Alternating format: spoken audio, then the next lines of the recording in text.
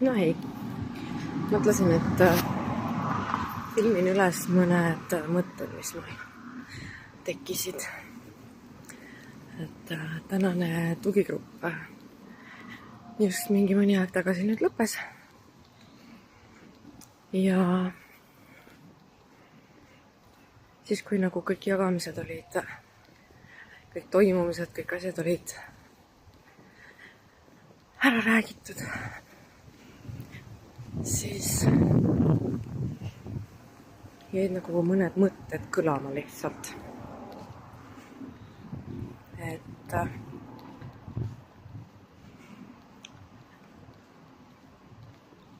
esiteks siis see, et kui sa oled jõudnud oma selles suhtes selle nartsissistliku inimesega nii kaugele, et on mindud lahku, kolitud lahku, siis ikkagi suhteliselt suur, tähendab, nagu üks osaleja ilusti ka ütles, et see tegelikult ei ole lõpp. See on alles lõpu algus. Ja miks nimelt? Kui normaalsed täiskasvanud inimesed avastavad, et see suhe ei toimi, minnakse lahku, siis mindaksegi lahku. Vahet ei ole mismoodi, kas minnakse sõbralikult, minnakse mingi nagu erimeelsustega, minnakse kakeldes lahku, jäädakse täiega riidu, jäädakse edasi suhtlema, vahet ei ole. Aga fakt on see, et minnakse lahku. Siis nartsissistliku inimesega see nii ei käi. Temaga on kõigepealt teekond juba iseenesest see, et sa jõuad nii kaugele, et on võimalik lahku minna. Ja siis, kui on jõutud lõpuks nii kaugele, et ta on kolinud välja, või oled sina kolinud minema, siis algab õige lõpp. Mis see tähendab? See tähendab seda, et ta ei ole nõus loobuma. Tema jaoks ei käi see nii lihtsalt. Ta ei ole nõus sinust lahti laskma. Tema jaoks ei ole nii lihtne.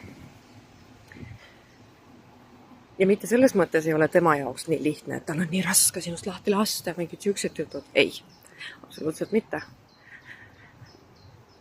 Ta ei ole nõus loobuma või lahti laskma ideest, et omab sind.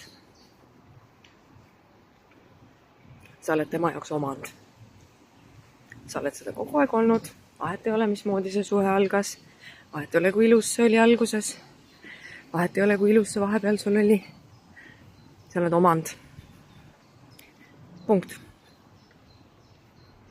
Ta esines sulle meeletut armastust, ta esines sulle meeletut head meest. Väljapool teie suhet.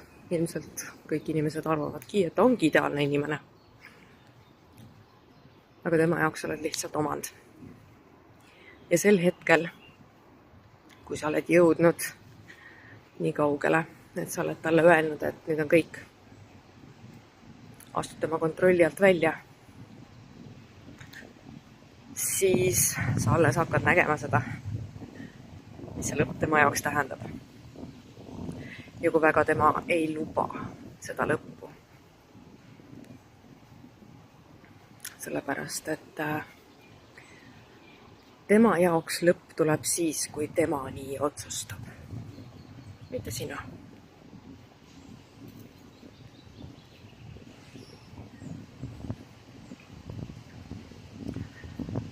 Oletame, et ta on välja kolinud.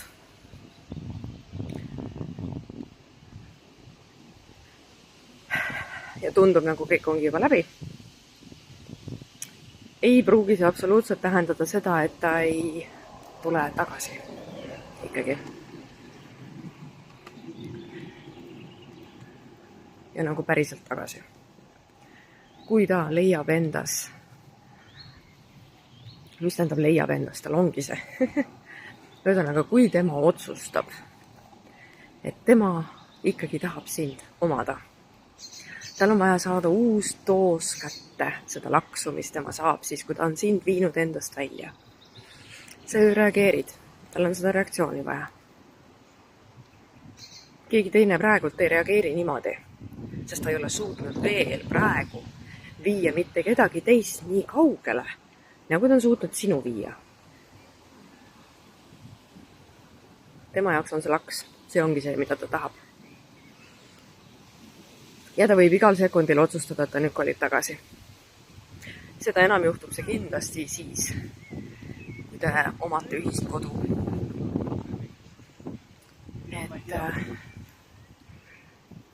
Et sellise inimesega on meeletult raske ikkagi lõplikult päriselt lahku minna. Isegi kui ta konkreetselt sulle tagasi koju ei koli. Tema vabandus seda teha oleks siis näiteks see, et see on minu kodu ka. Mind ei huvita. Minu lapsed elavad siin, mul on õigus näha, kuidas nemad kasvavad. Mul on õigus näha, keda sa siia kutsud. Mul on õigus teha, mida mina tahan.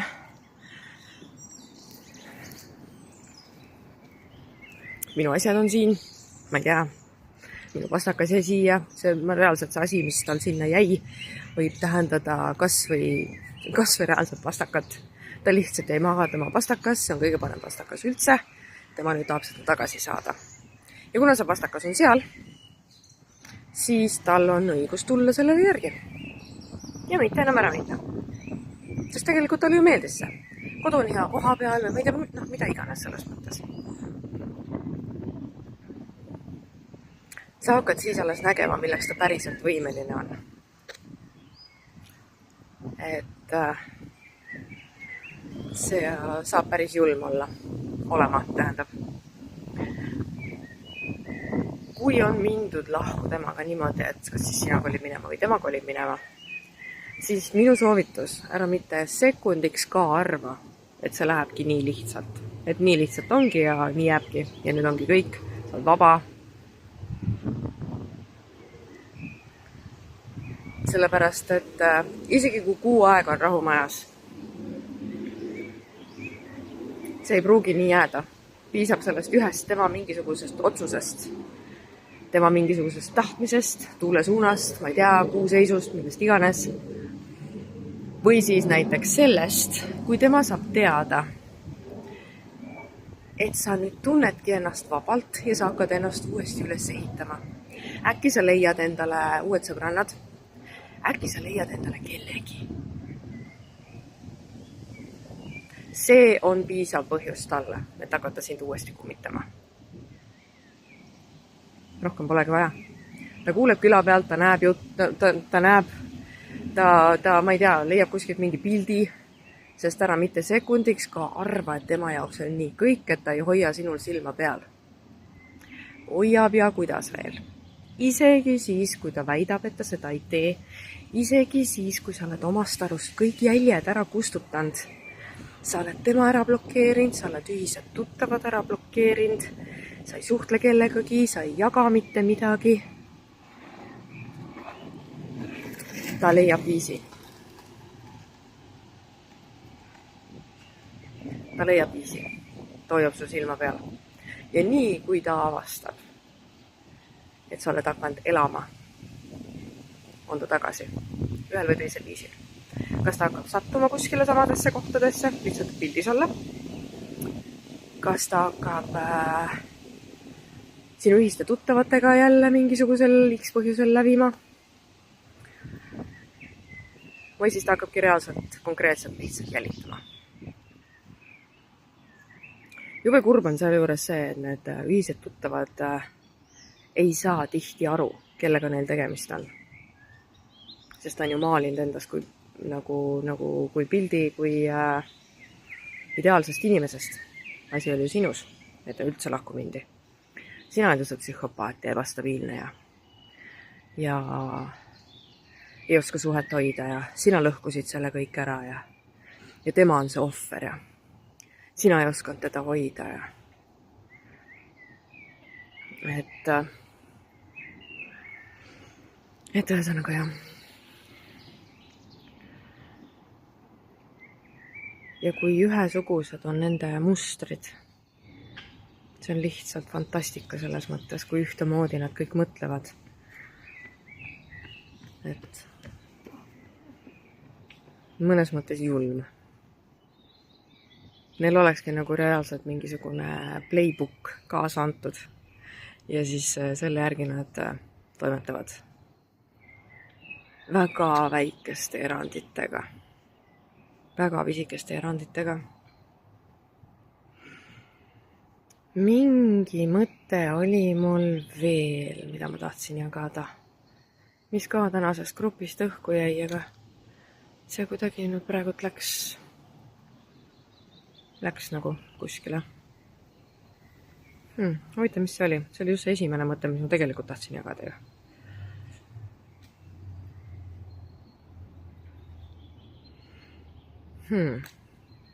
Okei, aga no siia vahepeale ma võin veel ära märkida lihtsalt meeldetuletuseks, et kui sa haud oma plaani ära minna, siis palun ole nii tark, et sa ei jaga seda plaani mitte kellegagi.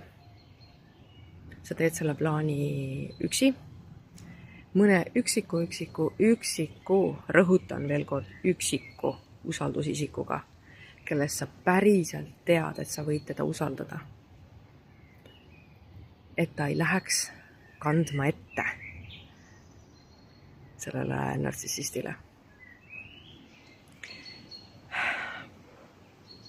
Jube kurb on see, väga kahju on see, et inimesed meie ümber ei saa tihti, nad ei saagi aru, mida me tegelikult läbi elame, olles suhtes nartsissistlikute isiksuse omadustega inimesega, psühhopaadiga.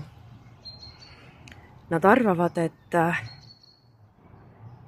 et kuna neile pole midagi tehtud, siis järelikult see inimene on ikkagi okei.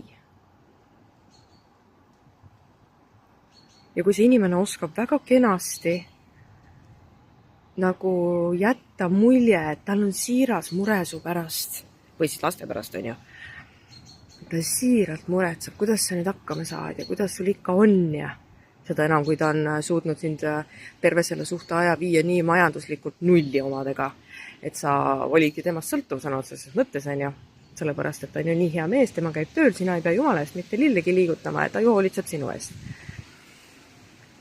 Et tal on nii siiras mure ja ta suudab selle mure tekitada ka sinu oma tuttavates sinu vastu.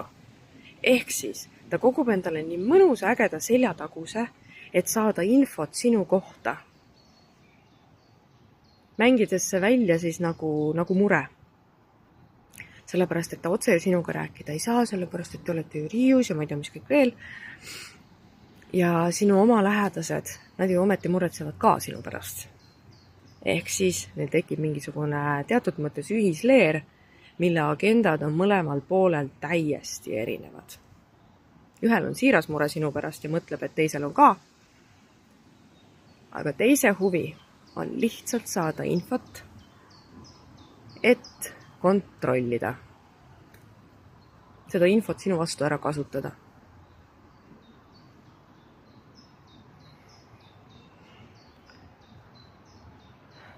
Temaga lahkuminek ei ole jah see, et nüüd on nii ja ongi kõik. Kui ta endalest uut ohvrit ei leia, siis võib päriselt lõpp olla. Küll aga ma ei tahaks julgeda sulle öelda, et see ka kestab igavesti. Sellepärast, et väga mitmed sajad, tuhanded tegelikult kogemused räägivad hoopis vastupidist. Ta hoiab eemale mingisugused aastad, kuni siis kas tal on keegi teine uus ohver või siis ta laseb sul arvata, et nüüd ongi kõik. Elad rahulikult oma elu edasi, juba võib-olla leiad kellegi, lood uue pere on ja siis ta ilmub uuesti välja. Tehniliselt ikkagi mulle väga meeldib võrrelda nartsissistliku inimesega suhtes olemist kui sõltuvust. Mulle meeldib võrrelda seda sõltlane olemisega, sest teatud mõttes sa oled temast sõltuv. Sa jääd temast sõltuvaks. Ühesõnaga, tema on see sinu doos, millest sa pead ennast eluaeg eemale hoidma. Sellepärast, et ükskõik kui tugev sa ei arva lõpuks, et sa oled, ma nüüd saan hakkama, et enam ta mind niimoodi ei mõjuta, et ma võin küll paar korda temaga, ma ei tea, kõne vastu võtta või kohtuda või mis iganes on ja sa oled jälle konksu otsas. See ei käi nii lihtsalt. Sel hetkel, kui sa lased oma nii-öelda rihmalõdvaks, aastaid hiljem, sel hetkel, kui sa jätad talle mulje, et sa oled üle saanud, kõik on okei, ja te võite normaalselt edasi suhelda. Sel hetkel hakkab ta sind uuesti manipuleerima. Mõjutama, sest ta juba ju tunneb sind. Ta teab sinu nuppe. Ja ta väga edukalt suudab sind uuesti konksu otsa saada. Teades neid asju, millega ta on sulle haiget teinud ja usu mind, ta teab neid. See on kõik kalkuleeritud tal. Ta teeb alguses siis aastaid hiljem tagasi tulles kõik selleks, et sa arvaks, et ta on muutunud. Ta ei ole enam selline, ta on teistmoodi, ta isegi ütleb, et ta on nendega tööd teinud ja ta võib-olla teebki kõik selleks, et tal oleks sulle ette näidata tõendid, et ta päriselt on nendega tööd teinud. Mis iganes kursused, olemised, ma ei tea, laagrid, koolid, sellised asjad, teraapiad. Ta käibki nendes, ta võibki teha neid asju. Aga lihtsalt ainult selle pärast, et koguda endale materjali, millega sind tagasi mõjutada. Saad aru, see ei ole siiras mitte üks sekund sellest, mida tema teeb. Ei ole siiras. See kõik on mäng. Need kõik on malenupud tema jaoks. Et võttagi kätte ja ikkagi teha sulle see šahmat.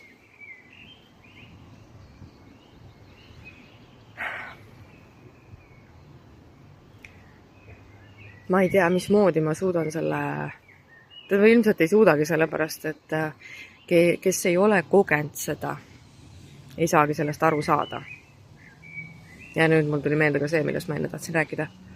Et ma ei suudagi mitte siukest suhet kogenule selgeks teha, miks on vaja põhimõtteliselt tõsiselt elu lõpuni sellest inimesest eemale hoida. Miks ei ole terve ega tervislik temaga uuesti suhtlema hakata, mitte mingil viisil.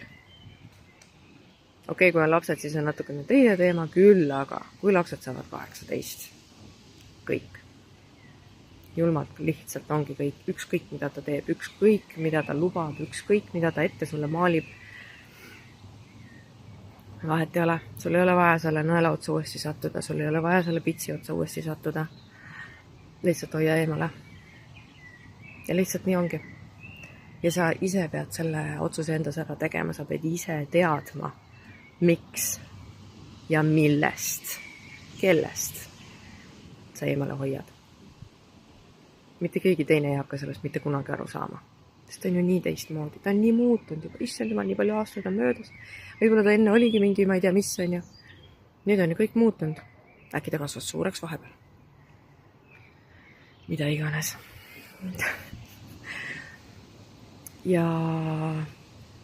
Ja mis oli see esimene teema, siis millest ma tegelikult tahtsin rääkida, oligi see, et kui väga need terapeudid, psühholoogid, lepitajad, sausõna, et nendes nartsissistlike suhete ohvrite ringkonnas see sõna lepitaja omab juba ise oksemaiku. No sorry, ma niimoodi välja ütlesin, aga päriselt see nii ongi. Ühesõnaga kõik sellised, kes ei tea sellest isiksuse häirest mitte midagi, kes ei ole sellega kokku puutunud. Nad ei saa aidata. Nad teevad ainult karuteene. Võttes arvesse, milline muster manipulaator on nartsissist, siis sattudes sellise terapeudi otsa, kes ei tea, kellega tal tegemist on, kes ei ole ennast kurssi viinud selle isiksuse häirega, selle isiksuse häire omadustega. Tema juures käimine on täielik raha tuulde loopimine. Sest ta ei saa aru. Ta saab ise manipuleeritud.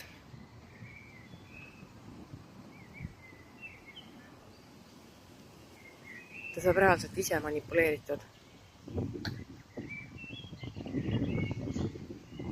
Ja sina ei võida sealt mitte midagi, pigem kaotad.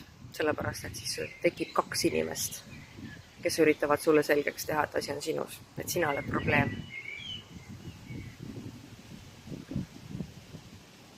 Et kui vähegi võimalik, siis selles mõttes, et teraapiasse pead sa loomulikult ise minema, ennast uuesti üles ehitama, aga sa pead väga täpselt järgi nagu kodutööd tegema enne, kelle juurde sa reaalselt lähed. Sellepärast, et muidu päriselt sulle võidaksegi öelda, et kuule, tegelikult asi oli sinus, et nagu sina käitusidki nõmedalt ja asi ei olnud selles süübis üldse.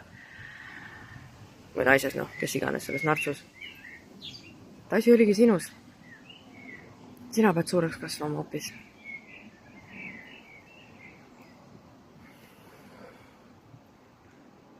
Aga selles mõttes sa pead minema teraapiasse ikkagi, sellepärast, et see on nüüd see koht, kus väga vähesed suudavad ennast täiesti üksi üles ehitada.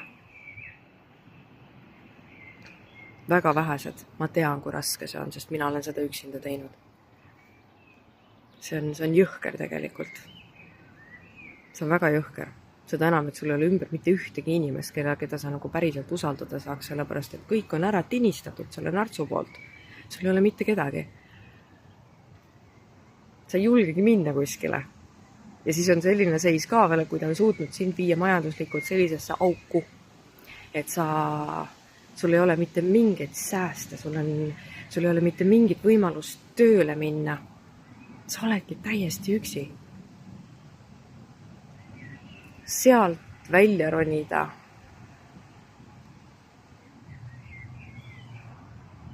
See nõuab jõhkrat tugevat selgroogu. Jõhkrat tugevat ja korduvaid öiseid nutte ja mõtteid, et nüüd ongi kõik, sa ei jaksa enam. Reaalselt ongi kõik.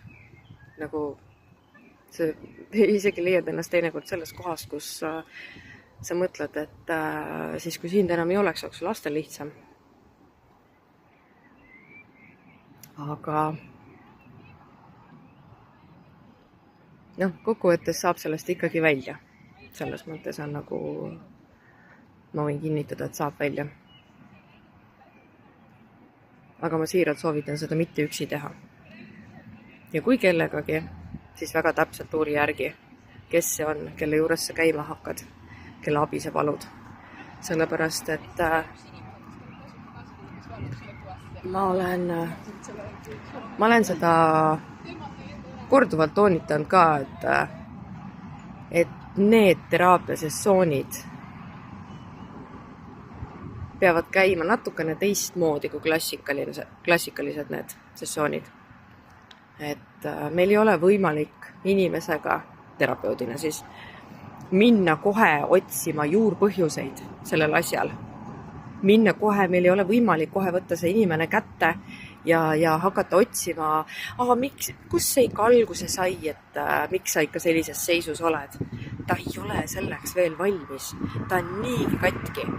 Hetkel on vaja ta üles ehitada täpselt siin, nüüd ja praegu, selles olekus, kus ta praegu on.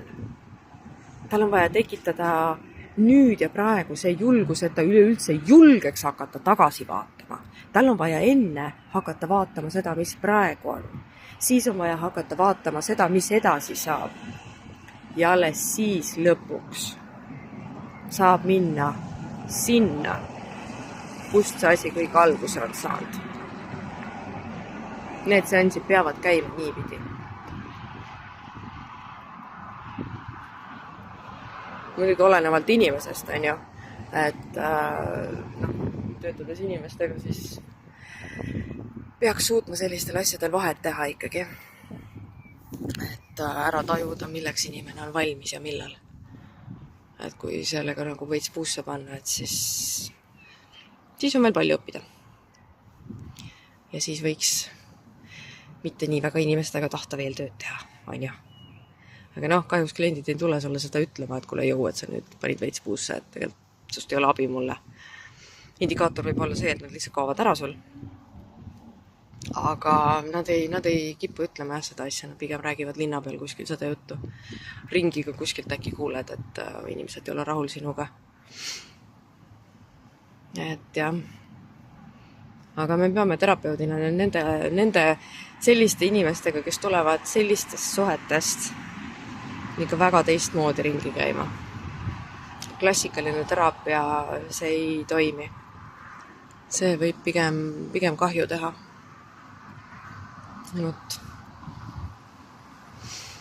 Aga jaa.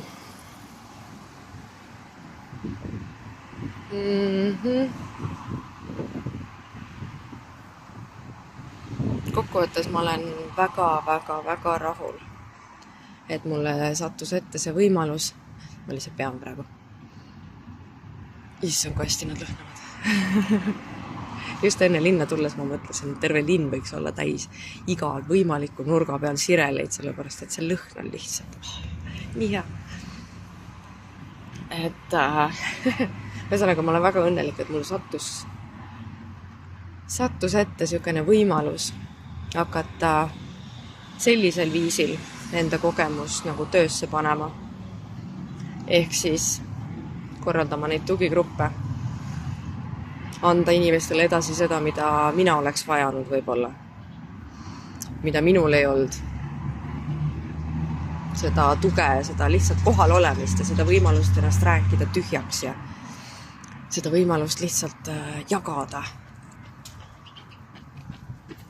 Tunda, et sa ei olegi ainukene. Tunda, et see ei ole ainult sinu peas, et sa ei ole hull tegelikult, sa ei ole lolliks läinud, sa ei ole hüsteeriks, sinuga on kõik korras. Et asi ongi ainult selles nartsissistis, kes on sulle pähe pannud need mõtted, et sa oled üksi, sa oled mõttetu, sa oled tühine. Et jah, ühesõnaga meil on nüüd tugigruppide töös saab varsti aasta täis, millal ma alustasin, issand, ma mäletagi, juulis või? Äkki olid juulis esimesed grupid? Oli juuni, appi ma ei mäleta. Ühesõnaga võib öelda, et aasta saab varsti täis siis. Kuu või paari pärast. Ja ma ei näe mitte mingisugust võimalust, et nende gruppide nagu korraldamine võiks ära lõppeda. Et see on liiga vajalik. See on liiga vajalik, ülivajalik. Mul on juba naisi, kes on grupist nii-öelda pesast välja lennanud. Aga teades, mismoodi see süsteem käib nende nartsudega, siis on meil ka naisi, kes on tagasi tulnud. Täpselt selle samal põhjusel, et see lõpp oli alles lõpu algus. Nii et grupid on olemas, grupid toimivad, töötavad, aitavad, toetavad, annavad nõu, annavad väga palju väärtust ja toimuvad siis esialgu endiselt korra kuus Tallinnas ja Tartus. Nii et jah, kui tunned, et sa võiksid ka osa saada sellisest grupist, tunned, et sul oleks vajadus sellise grupi järgi või äkki tead kedagi, kellel võiks olla vajadus sellise grupi järgi, siis jälgi gruppi Facebookis gruppi Nartsissisti lõksus. Et sinna ma panen siis esimesena üles alati selle tugigruppide toimumise info. Muidugi kõige esimesena saavad selle info alati need, kes on juba kas eelnevalt registreerunud või siis kirjutanud mulle, et neil oleks huvi. et nad on mul siis koos ühes meililistis ja sinna meililisti ma saadan nagu kõige esimesena selle info siis alati laiali ja siis läheb gruppi üles, nagu Facebooki gruppi. Et jaa, kui sul on huvi, siis võta minuga ühendust ja ma jagan sulle kõige vajaliku info, kus sul on vaja teada nende gruppide kohta ja kooskäimise kohta. Vot. Aga okei. Tšau sulle!